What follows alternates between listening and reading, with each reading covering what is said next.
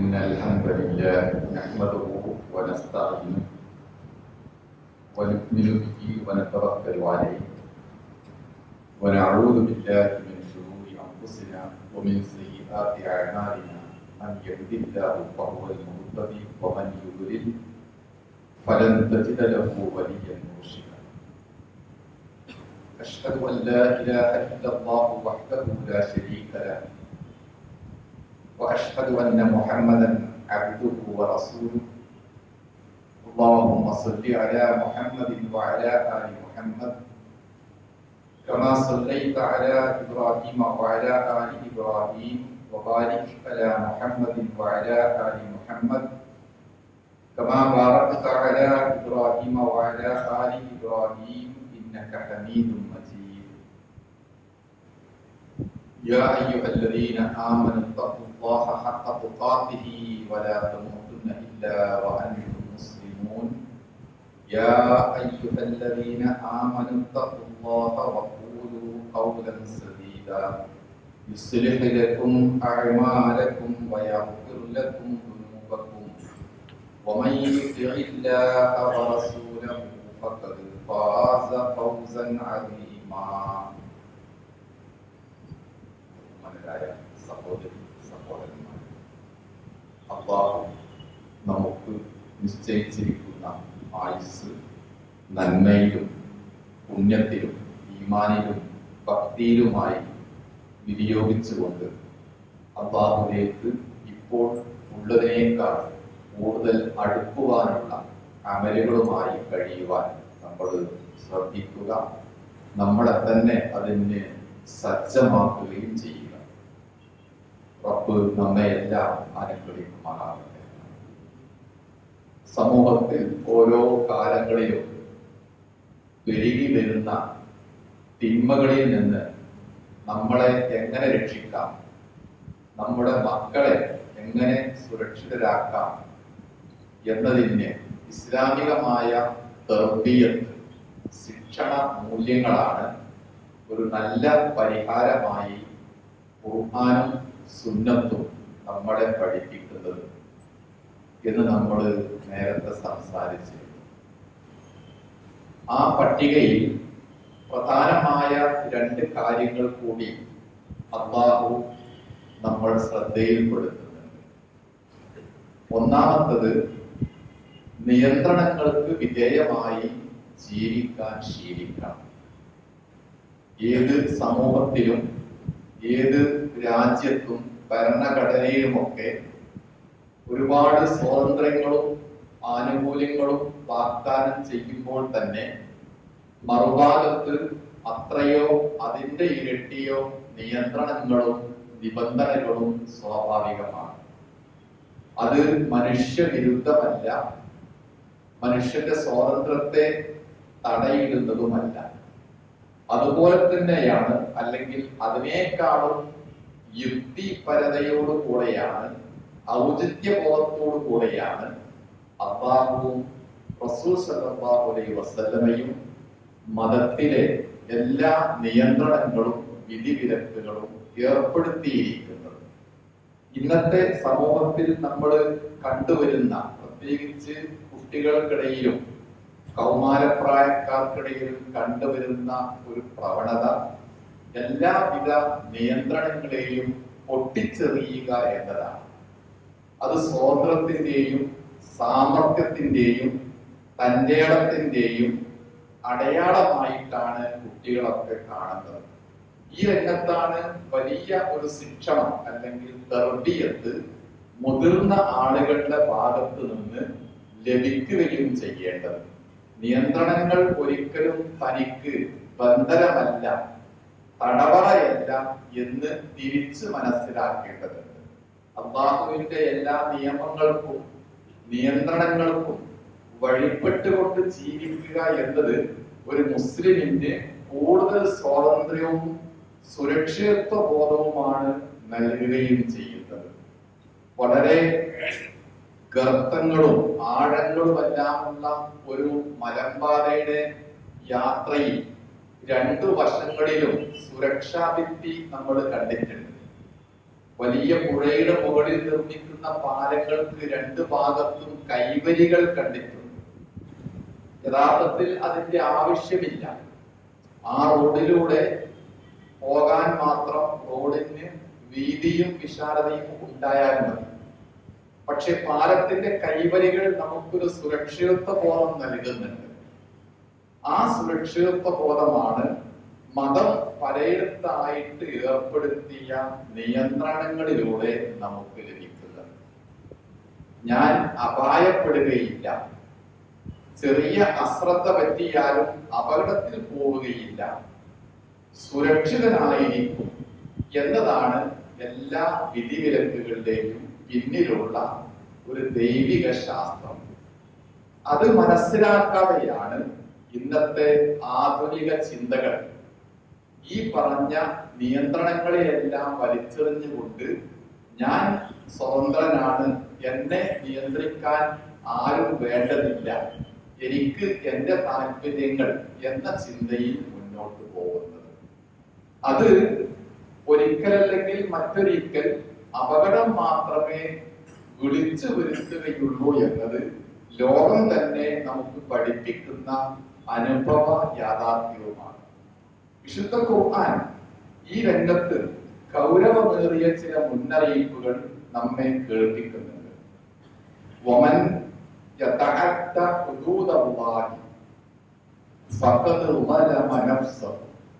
അല്ലാഹുവിന്റെ നിയന്ത്രണങ്ങളെ ആരെങ്കിലും ലംഘിക്കുകയാണെങ്കിൽ തന്നോട് തന്നെയാണ് അവൻ അനീതി കാണിക്കുന്നത്. റോഡിലൂടെ വാഹനം ഓടിച്ചു പോകുന്ന ഒരാൾ ധാരാളം ട്രാഫിക് നിയമങ്ങൾ പാലിക്കേണ്ടതുണ്ട്. അത് അയാൾക്കും മറ്റുള്ളവർക്കും സുരക്ഷ നൽകുന്നു. ഒരാൾ മാത്രം തിരിച്ചു ചിന്തിക്കുകയാണെങ്കിൽ അയാൾ കാരണം എല്ലാവർക്കും ബുദ്ധിമുട്ടും ഉണ്ടാകും. അല്ലാഹുവിന്റെ നിയന്ത്രണങ്ങളും വിധിവിലക്കുകളും ഇങ്ങനെ തന്നെയാണ്. വ്യക്തിക്കും, വ്യക്തി അടങ്ങുന്ന കുടുംബത്തിനും, മാതാപിതാക്കൾക്കും, സ്ത്രീകൾക്കും, പുരുഷന്മാർക്കും, സമൂഹത്തിലെ എല്ലാവർക്കും സുരക്ഷിതത്വം ലഭിക്കണമെങ്കിൽ ചില നിയമങ്ങൾ പാലിച്ചേ പറ്റൂ എന്നത്. അത് ഒരാൾക്കും ഒരു തരത്തിലുള്ള വേലിക്കെട്ടുകൾ ഉണ്ടാക്കുന്നില്ല എന്ന കാര്യം. മറ്റൊരിടത്ത് ഖുർആൻ പറയുന്നത് അല്ലാഹുവിന്റെ വിധിവിലക്കുകളെ, നിയന്ത്രണങ്ങളെ ഒരിക്കലും നിങ്ങൾ ലംഘിക്കുവാൻ പാടില്ല. ലംഘിക്കുന്നവർ തന്നെയാണ് അതിക്രമം ചെയ്യുന്നവർ എന്നുകൂടി പറയുന്നുണ്ട്. അപ്പോൾ ആ രൂപത്തിൽ മതത്തിന്റെ എല്ലാ തീരുമാനങ്ങളും നമ്മുടെ സ്വന്തം വകയല്ല, അല്ലാഹുവിന്റെ ഭാഗത്ത് നിന്ന് ഉണ്ടാകുന്നതാവുന്നു എന്ന അല്ലാഹുവിനെ പറ്റിയുള്ള ഒരു ബോധ്യമാണ് ഈ നിയന്ത്രണങ്ങൾ അതേപടി പാലിക്കുവാൻ വേണ്ടത്. റസൂൽ സല്ലല്ലാഹു അലൈഹി വസല്ലം ആ കാര്യം വീണ്ടും ആവർത്തിച്ചു. ഇന്നല്ലാഹ ഫറള ഫുറൂദൻ.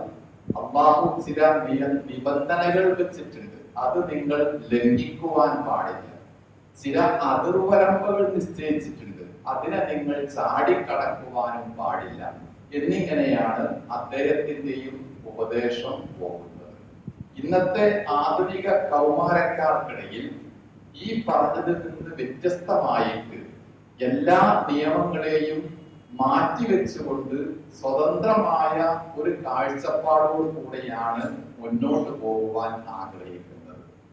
കഴിഞ്ഞ ഒരു ദിവസം ഉണ്ടായ ഒരു ട്രെയിനിങ് ക്യാമ്പിൽ പങ്കെടുത്ത 45 പെൺകുട്ടികളിൽ ട്രെയിനർ ഒരു ചോദ്യം ചോദിച്ചപ്പോൾ എത്ര പേർക്ക് ആൺകുട്ടിയാവാൻ താല്പര്യമുണ്ട് എന്ന് ചോദിച്ചപ്പോൾ 30 പേരും ആൺകുട്ടിയാവാൻ താല്പര്യം കാണിച്ച് കൈ പൊക്കി എന്നാണ് പറയുന്നത്. അത് അമേരിക്കയിലും യൂറോപ്പിലും ഒന്നും സംഭവിച്ചതല്ല. ഒരു വെളിപ്പാടകലെ നമ്മുടെ നാട്ടിൽ തന്നെ വെക്കേഷൻ ദിവസങ്ങളിലെ മോറൽ ക്ലാസ്സുകളിൽ നമസ്കരിക്കുകയും ഹിജാബ് ധരിക്കുകയും ചെയ്യുന്ന പെൺകുട്ടികളുടെ പ്രതികരണമാണ് ഈ കേൾക്കുന്നത്. അതായത് അല്ലാഹു എന്നെ ഏൽപ്പിച്ച ഉത്തരവാദിത്വം, എനിക്ക് ഏർപ്പെടുത്തിയ നിയന്ത്രണ രേഖ അതിനകത്ത് എനിക്ക് നിൽക്കാൻ കഴിയില്ല എന്ന് പരസ്യമായോ രഹസ്യമായോ പറയുന്ന അവസ്ഥ. അള്ളാഹു ഓരോ മനുഷ്യരെയും സൃഷ്ടിച്ചിരിക്കുന്നത് ചില പ്രത്യേകമായ ഉദ്ദേശ ലക്ഷ്യങ്ങളോട് കൂടെയാണ്. ഒരു ആണിന് അവന്റേതായ ഉത്തരവാദിത്വം നിർവഹിക്കുവാനുള്ള ശാരീരിക മാനസിക ഘടന നൽകിയിട്ടുണ്ട്. ഒരു പെണ്ണിന് അവരുടെ ഉത്തരവാദിത്വം നിർവഹിക്കുവാനുള്ള ശാരീരികമായ മാനസികമായ ജൈവികമായ ഘടന നൽകിയിട്ടുണ്ട്. അതിൽ നിന്ന് ഒരാൾ ഒളിച്ചോടുകയാണെങ്കിൽ അതിന്റെ അർത്ഥം എന്താണ്? ഖുർആൻ ലളിതമായി പറയുന്നത് ഫഖദ് ളലമ നഫ്സഹു, അവരോട് തന്നെയാണ് അനീതി കാണിക്കുന്നത്. ഒരു സ്ത്രീ എനിക്ക് പ്രസവിക്കാൻ താല്പര്യമില്ല, എനിക്ക് വിവാഹം വേണ്ട എന്നൊരു പെൺകുട്ടി തീരുമാനിച്ചാൽ അതിന്റെ പ്രത്യാഘാതങ്ങൾ അവൾ തന്നെ അനുഭവിക്കേണ്ടി വരും. ഇനി ഒരു പുരുഷനാണ് അങ്ങനെ മതവിരുദ്ധമായി തീരുമാനിക്കുന്നതെങ്കിലോ ആ പുരുഷൻ തന്നെ അനുഭവിക്കേണ്ടി വരും. അള്ളാഹു ഒരിക്കലും ഈ നിയന്ത്രണങ്ങൾ വഴി, നിബന്ധനകൾ വഴി ആരോടും അനീതി ചെയ്യുന്നില്ല. അത് ഖുർആൻ ഗ്യാരണ്ടി നൽകുന്ന ഒരു വാക്യമാണ്. ഇന്നല്ലാഹ ലാ യദ്ലിമു മിസ്കാല ദർറ, അല്പം പോലും അള്ളാഹു ഒരാളോട് അനീതി കാണിക്കുകയില്ല. ഇന്നല്ലാഹ ലാ യദ്ലിമു നാസ ശൈഅൻ വലാകിന്ന നാസ അൻഫുസഹും യദ്ലിമൂൻ. അള്ളാഹു ഒരാളോടും അല്പവും അനീതി കാണിക്കുകയില്ല, ആളുകൾ അവരോട് തന്നെയാണ് അനീതി കാണിക്കുന്നത്. അപ്പോൾ നാം പറഞ്ഞു വരുന്നത് അള്ളാഹുവിന്റെ നിബന്ധനകൾ വ്യക്തിതലത്തിൽ, കുടുംബതലത്തിൽ, മാതാപിതാക്കൾക്കിടയിൽ, ഭാര്യ ഭർത്താക്കന്മാർക്കിടയിൽ, സമൂഹത്തിൽ ആകമാനം എന്തെല്ലാം നിയന്ത്രണങ്ങൾ പാലിക്കേണ്ടതുണ്ടോ അത് പാലിച്ചുകൊണ്ട് ജീവിക്കുക എന്നതാണ് ആരോഗ്യകരമായ ഒരു സമൂഹത്തിന്റെ സൃഷ്ടിക്ക് ആവശ്യം. ആരോഗ്യകരമായ ജീവിത യാത്രക്കും അത് തന്നെയാണ് ആവശ്യം. അതിന്റെ മറുഭാഗത്തുള്ളതെല്ലാം കേൾക്കുമ്പോൾ രസമുള്ളതായിരിക്കും, പറയുവാൻ ഹരമുള്ളതായിരിക്കും, പക്ഷേ അതിൽ ഒളിഞ്ഞിരിക്കുന്ന അപകടങ്ങൾ വളരെ വളരെ വലുതാവുകയും ചെയ്യും. നമ്മള് ബാങ്കിങ് ഇടപാടുകളിൽ രണ്ട് കാർഡുകളെ പറ്റി കേട്ടിട്ടുണ്ട്. ഡെബിറ്റ് കാർഡും ക്രെഡിറ്റ് കാർഡും. ഏറെക്കുറെ ഇതുപോലെയാണ് ഇപ്പോൾ പറഞ്ഞ കാര്യങ്ങൾ. ഡെബിറ്റ് കാർഡ് ഉപയോഗിച്ച് വിനിമയം നടത്തണമെങ്കിൽ ആദ്യം അതിൽ നമ്മൾ പണം നിക്ഷേപിക്കണം. എങ്കിൽ ആവശ്യാനുസരണം നമുക്ക് പണം പിൻവലിക്കാം, കാര്യങ്ങൾ, ആവശ്യങ്ങൾ പർച്ചേസ് ചെയ്യാം, എല്ലാം ചെയ്യാം. അതാണ് നിയന്ത്രണങ്ങൾ പാലിച്ചുകൊണ്ട്, വിധിവിലക്കുകൾ സൂക്ഷിച്ചുകൊണ്ട് ജീവിച്ചാൽ കിട്ടുന്ന മെച്ചം. ആദ്യം നമ്മൾ നമ്മുടേതായ ഒരു വിഹിതം ഡെപ്പോസിറ്റ് ചെയ്യുന്നു, പിന്നീട് ആവശ്യാനുസരണം അത് ഉപയോഗിക്കുന്നു. എന്നാൽ ക്രെഡിറ്റ് കാർഡ് ഉണ്ട്, അതിൽ ഒരു പൈസയും ബാലൻസ് വേണ്ടതില്ല. നമുക്ക് എവിടെയും പോവാം, എത്രയും ഭക്ഷിക്കാം, എന്തും വാങ്ങാം, പിന്നെ പണം കൊടുത്താൽ മതി. നിയന്ത്രണങ്ങൾ പാലിക്കാത്ത, മൂല്യങ്ങൾ പാലിക്കാത്ത, വിധിവിലക്കുകൾ സൂക്ഷിക്കാത്ത ആളുകൾ അതുപോലെയായിരിക്കും. എന്തും എവിടെയും എപ്പോഴും ചെയ്യാം, തിന്നാം, പോവാം, പിന്നീട് വലിയ വില കൊടുക്കേണ്ടി വരും. വില കൊടുത്താലും അപകടത്തിൽ നിന്ന് രക്ഷപ്പെടുകയില്ല.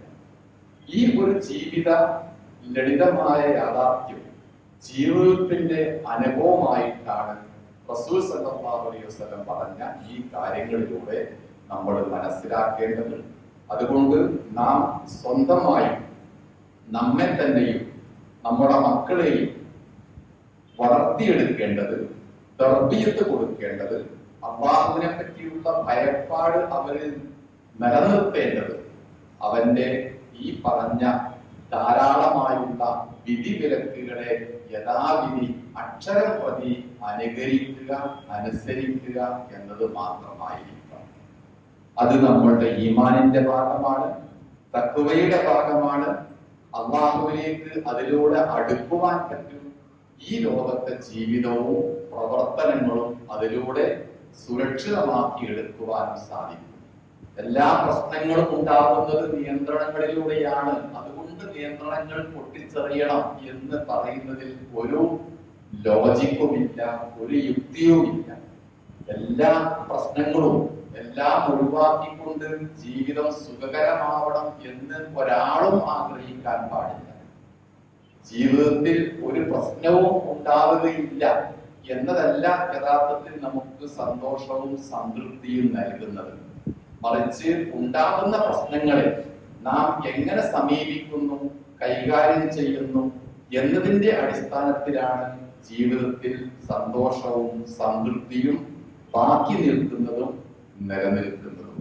ആ ഒരു കാഴ്ചപ്പാടിലൂടെ മതത്തിന്റെ ഓരത്ത് നിന്നുകൊണ്ട് അതിന്റെ എല്ലാ കാര്യങ്ങളും നിർബന്ധമായും പാലിച്ചുകൊണ്ട് ഒരു നല്ല മാതൃക അല്ലാഹുവിന് വേണ്ടി, റസൂലുള്ളാഹിക്ക് വേണ്ടി നമുക്ക് നമ്മിലൂടെ, നമ്മുടെ മക്കളിലൂടെ സൃഷ്ടിക്കാൻ കഴിയുക എന്നതാണ് ഒരു നല്ല മുസ്ലിം എന്ന വ്യക്തിത്വത്തിന്റെ അടയാളം. അത് നമ്മൾ പാലിക്കുക, പ്രാവർത്തികമാക്കുക. അല്ലാഹു നമ്മുടെ ചിന്തയിലും നിയ്യത്തുകളിലും പ്രവർത്തനങ്ങളിലുമൊക്കെ അവന്റെ റഹ്മത്ത് നൽകിക്കൊണ്ട് നമ്മെ അനുഗ്രഹിക്കുമാറാകട്ടെ. അൽഹംദുലില്ലാഹി റബ്ബിൽ ആലമീൻ വൽ ആഖിബത്തു ലിൽ മുത്തഖീൻ. നുസല്ലി വനുസല്ലിമു അലാ നബിയിനാ മുഹമ്മദിൻ വഅലാ ആലിഹി വസഹ്ബിഹി അജ്മഈൻ. ഇത്തഖുല്ലാഹ ഇബാദല്ലാഹ്. നാം കാണിക്കേണ്ട, പുലർത്തേണ്ട തർബിയത്ത് ചിന്തകളിൽ രണ്ടാമതായി മതം പറയുന്ന കാര്യം കുട്ടികളിലും നമ്മിലുമൊക്കെ ആവശ്യാനുസരണം സാമൂഹിക ബോധം ഉണ്ടാവണം എന്നതാണ്. ആധുനിക കാലത്ത് വളരെ കുറഞ്ഞു വരുന്ന ഒരു സംഗതിയാണ് സാമൂഹിക ബോധം. കഴിഞ്ഞ 1-2 തലമുറകൾക്കപ്പുറത്ത് ഏറെക്കുറെ നന്നായിട്ട് അതിന് വേരോട്ടം ഉണ്ടായിരുന്നു. ഒരു നാട്ടിലെ കാരണവന്മാർക്കിടയിൽ, അവരുടെ മക്കൾക്കിടയിൽ 1-2 പാപ്പന്മാരുടെ പിന്നിലേക്ക് പോയാൽ അവിടെയൊക്കെയുള്ള കുടുംബ ബന്ധങ്ങളും ആളുകളും അവരെ കൂട്ടിയിണക്കുന്ന കുടുംബ കണ്ണികളും ഒക്കെ എല്ലാവർക്കും അറിയാമായിരുന്നു. കാലം മുന്നോട്ട് പോയപ്പോൾ, പ്രത്യേകിച്ച് നാം ജീവിക്കുന്ന ഈ ആധുനിക ഡിജിറ്റൽ യുഗത്തിൽ നമുക്ക് സംഭവിച്ചിരിക്കുന്ന ഒരു നഷ്ടം സാമൂഹിക ബോധം കുറഞ്ഞു എന്നതാണ്. അത് നമ്മൾ 10, 50, 60 വയസ്സായവരെക്കാളേറെ ആ നഷ്ടം അനുഭവിക്കുന്നത് പ്രത്യേകിച്ച് യുവാക്കളും കൗമാരപ്രായക്കാരായ ആളുകളും ഒക്കെയാണ്. അപ്പോൾ നമ്മളുടെ ഈമാനികമായ ഒരു നിലനിൽപ്പിന്റെ ഭാഗമായി, ഈമാൻ നൽകുന്ന ഒരു സംസ്കാരം സ്വീകരിക്കുന്നതിന്റെ ഭാഗമായി സമൂഹവുമായുള്ള ബന്ധം വളരെ ലൈവായിട്ടും ശക്തമായിട്ടും സൂക്ഷിക്കാനുള്ള പരിശീലനം നമ്മുടെ മക്കൾക്ക് ലഭിക്കേണ്ടതുണ്ട്. ആളുകൾക്ക് കൈമാറേണ്ട കാരുണ്യവും ആർദ്രതയും അനുകമ്പയും ഒക്കെ അനുഭവിച്ച് അവർ സ്വന്തമാക്കേണ്ടതുണ്ട്. ഇടയ്ക്കിടെ രോഗികളായി കിടക്കുന്ന ആളുകളെ അവർ കാണണം. പെയിൻ പാലിയേറ്റീവ് പോലെയുള്ള പ്രവർത്തനങ്ങളിൽ സജീവമാവണം. അങ്ങനെ വേദനിക്കുന്നവരോട് മനസ്സിൽ സ്വയം ഉണ്ടാവേണ്ട ഒരു കനിവ്, ഒരു കരുതൽ, ഇതൊന്നും ഒരാൾക്ക് ഉണ്ടാക്കി കൊടുക്കാൻ സാധിക്കുകയില്ല, സ്വയം ഉണ്ടാക്കിയെടുക്കേണ്ടതാണ്. അങ്ങനെ സമൂഹത്തിൽ നിന്നുകൊണ്ട് സമൂഹത്തിന്റെ ഒരു ഭാഗമായി ജീവിക്കുവാനുള്ള പരിശീലനമാണ് ഇസ്ലാം പറയുന്ന സാമൂഹിക ബോധത്തിന്റെ വളരെ പ്രധാനപ്പെട്ട പാഠം. റസൂൽ സല്ലല്ലാഹു അലൈഹി വസല്ലം പറയുകയുണ്ടായി, അൽ മുഅ്മിനു അല്ലദീ യഗ്ലിഫു വയുഗ്ലഫു. ആളുകളോട് ഇണങ്ങി സൗഹൃദം കാണിക്കുന്ന ഒരു മുഅ്മിൻ, ആളുകൾ ഇങ്ങോട്ടും സൗഹൃദം കാണിക്കുന്ന ഒരു മുഅ്മിൻ, അവരാണ് അതൊന്നും ചെയ്യാത്ത ഒറ്റയാനായി ജീവിക്കുന്നവരെക്കാളും നല്ലത് എന്നാണ് ആ ഹദീസിന്റെ അവസാനത്തിലേക്ക് പറയുന്നത്. ഈ 2 പ്രകൃതക്കാരെയും സമൂഹത്തിൽ കാണാം. ആരോടും ഇണങ്ങാതെ ഒറ്റയാനായി ജീവിക്കുന്ന ആളുകളുടെ എണ്ണം ഇന്ന് പെരുകി പെരുകി വരികയാണ്. അതുകൊണ്ട് തന്നെ മനസ്സിന്റെ സംഘർഷം വർദ്ധിക്കുന്നു. മനസ്സിന്റെ സങ്കടങ്ങളും പ്രാരാബ്ദങ്ങളും പറഞ്ഞറിയിക്കാൻ ആളുകളുണ്ട്, പക്ഷേ പറയുന്നില്ല. നമ്മുടെ എല്ലാം മൊബൈലിൽ നോക്കുകയാണെങ്കിൽ നൂറുകണക്കിന് പേരുടെ നമ്പറുകൾ കോണ്ടാക്ട് ലിസ്റ്റിൽ കാണാം. ഫേസ്ബുക്കിലും അതുപോലെ 500 1000 സുഹൃത്തുക്കൾ നമുക്കുണ്ടായി. പക്ഷെ ആരോടും ബന്ധമില്ല, മനസ്സ് ആരോടും തുറക്കുന്നില്ല. അങ്ങനെ നീറിപ്പുകഞ്ഞ മനസ്സുമായി ജീവിക്കാൻ ഇടം നൽകാതെ എല്ലാവരിലേക്കുമായി കൈ നീട്ടിക്കൊടുക്കുന്ന സാമൂഹിക ബന്ധങ്ങൾ ഉണ്ടാക്കുക എന്നതും തർബിയത്തിന്റെ ഒരു ഭാഗമായിട്ട് നബി സല്ലല്ലാഹു അലൈഹി വസല്ലം പഠിപ്പിച്ചിരിക്കുന്ന കാര്യമാണ്. ഒരു ഹദീസിന്റെ അവസാനത്തിൽ നബി സല്ലല്ലാഹു അലൈഹി വസല്ലം പറയുന്നത് വഖൈറുൻ നാസി അൻഫഉഹും ലിന്നാസ്, ജനങ്ങൾക്ക് ഏറ്റവും ഉപകാരിയായിട്ട് ആരാണോ നിലകൊള്ളുന്നത് അവനാണ് എല്ലാം കൊണ്ടും തികഞ്ഞവൻ, ഉത്കൃഷ്ടൻ എന്നാവുന്നു പറഞ്ഞു. ആ ഒരു ഉത്കൃഷ്ട ഭാവത്തിൽ മക്കളെ സമൂഹത്തിന്റെ ഭാഗമാക്കി നിലനിർത്തുക എന്നത് മുതിർന്നവരുടെ ഒരു ബാധ്യതയാണ്.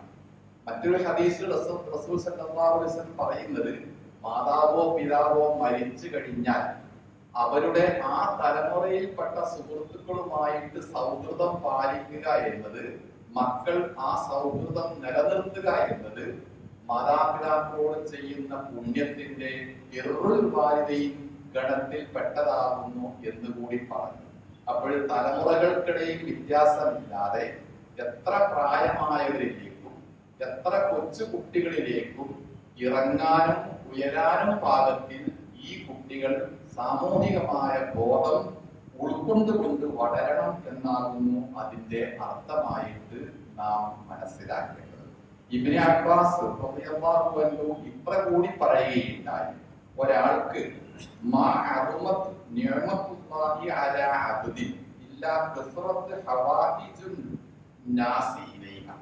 ഒരാൾക്ക് അല്ലാഹുവിന്റെ നിഅമത്ത് എത്രയെത്ര വർദ്ധിച്ചു കിട്ടുന്നുണ്ടോ അതിനനുസരിച്ച് ആളുകൾക്ക് അയാളെ ആവശ്യമുണ്ടാകും. ഇൽമ് മാത്രമുള്ള ഒരാളെ ആ രൂപത്തിൽ ആളുകൾക്ക് ആവശ്യമുണ്ടാകും.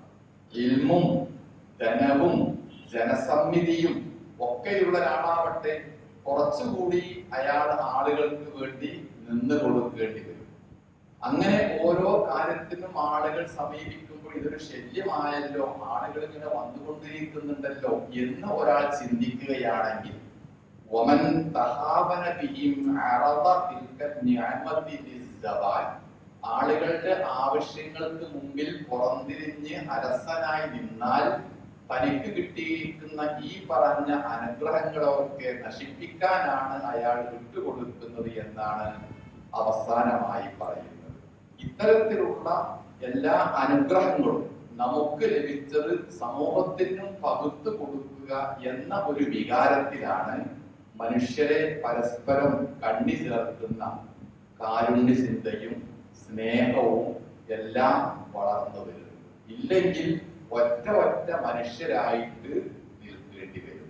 നമ്മൾ റോഡിൽ സാമൂഹ്യ വനവൽക്കരണത്തിന്റെ ഭാഗമായി മരങ്ങൾ നട്ടുപിടിപ്പിക്കാറുണ്ട്. പക്ഷേ അതൊരിക്കലും വനം ആകുന്നില്ല, കാട് ആകുന്നില്ല. മരങ്ങൾ നട്ടുപിടിപ്പിച്ചാൽ കാടാകുകയില്ല. കാടിന്റെ സൗന്ദര്യവും സൗരഭ്യവും അനുഭവിക്കാൻ അത് ഉള്ളിടത്തേക്ക് തന്നെ പോകണം. അതുപോലെയാണ് ഒറ്റയായ വ്യക്തികൾ കുറെ ഉണ്ടായാൽ 100 1000 ആളുകൾ ഉണ്ടാകും, പക്ഷേ അവർ സമൂഹമാകുന്നില്ല. സാമൂഹിക എന്നത് ഈ പറഞ്ഞ ബോധം ഉണ്ടാകുമ്പോൾ മാത്രമാണ്.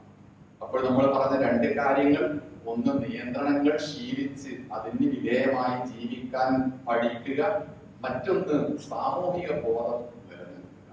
ഇത് രണ്ടും നമ്മുടെ ജീവിതത്തിന് ആവശ്യമാണ്. അല്ലാഹു ഏൽപ്പിച്ച കാര്യമാണ്, നമ്മുടെ ഉത്തരവാദിത്വമായി നിർവഹിച്ചിരിക്കേണ്ട കാര്യവുമാണ്. ശ്രദ്ധിക്കുക, അത് പ്രായോഗികമാക്കാൻ ആവുന്നത്ര ശ്രമിക്കുകയും ചെയ്യുക. അല്ലാഹു നമ്മയെല്ലാം അനുഗ്രഹിക്കുമാറാവട്ടെ.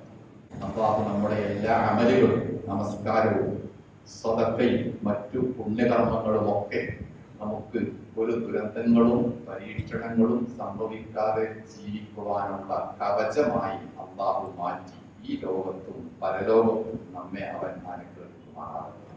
കഴിഞ്ഞു പോയ നമ്മുടെ മാതാപിതാക്കൾക്ക്, സുഹൃത്തുക്കൾക്കെല്ലാം പടച്ചവനെ മഗ്ഫിറത്ത് നൽകി നീ അനുഗ്രഹിക്കണമേ. അസുഖമായി കിടക്കുന്ന വലിയ വലിയ രോഗങ്ങൾ കൊണ്ട് പരീക്ഷിക്കപ്പെടുന്ന സഹോദരന്മാർക്ക്, സഹോദരിമാർക്ക് അല്ലാഹു ശിഫ നൽകി അനുഗ്രഹിക്കുമാറാകട്ടെ. اللهم اغفر للمؤمنين والمؤمنات والمسلمين والمسلمات الأحياء منهم والأموات. اللهم ربنا تقبل منا دعاءنا إنك أنت السميع العليم. اللهم أجرنا من النار وأدخلنا الجنة مع الأبرار يا رب العالمين. ربنا آتنا في الدنيا حسنة وفي الآخرة حسنة وقنا عذاب النار.